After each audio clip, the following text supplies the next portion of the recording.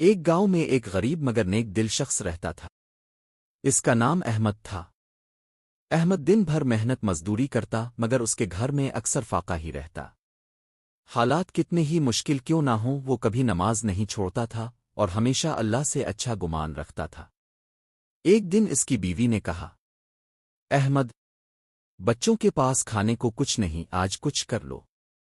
احمد خاموشی سے اٹھا، وضو کیا اور 2 رکعت نماز ادا کی۔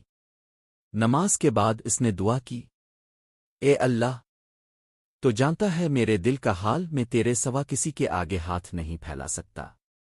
اس کے بعد وہ کام کی تلاش میں شہر کی طرف نکل پڑا۔ راستے میں اس نے دیکھا کہ ایک بوڑھا شخص سڑک کے کنارے بیٹھا رو رہا ہے۔ احمد نے اس سے پوچھا، بابا جی اب کیوں رو رہے ہیں؟ بوڑھے شخص نے کہا، بیٹا، میں اپنا تھیلا کہیں کھو بیٹھا ہوں، اس میں میری ساری جمع پونجی تھی۔ احمد کے پاس خود کچھ نہیں تھا، پھر بھی اس نے بوڑھے کو تسلی دی اور اس کے ساتھ تھیلا تلاش کرنے لگا۔ کچھ دیر بعد وہ تھیلا ایک درخت کے نیچے مل گیا۔ بوڑھے شخص کی آنکھوں میں خوشی کے آنسو آ گئے۔ بوڑھے نے احمد کو انعام دینا چاہا مگر احمد نے کہا، بابا جی، میں نے یہ سب اللہ کی رضا کے لیے کیا ہے، مجھے کچھ نہیں چاہیے۔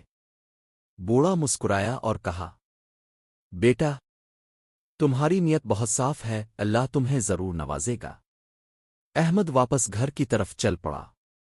جب وہ گھر پہنچا تو حیران رہ گیا۔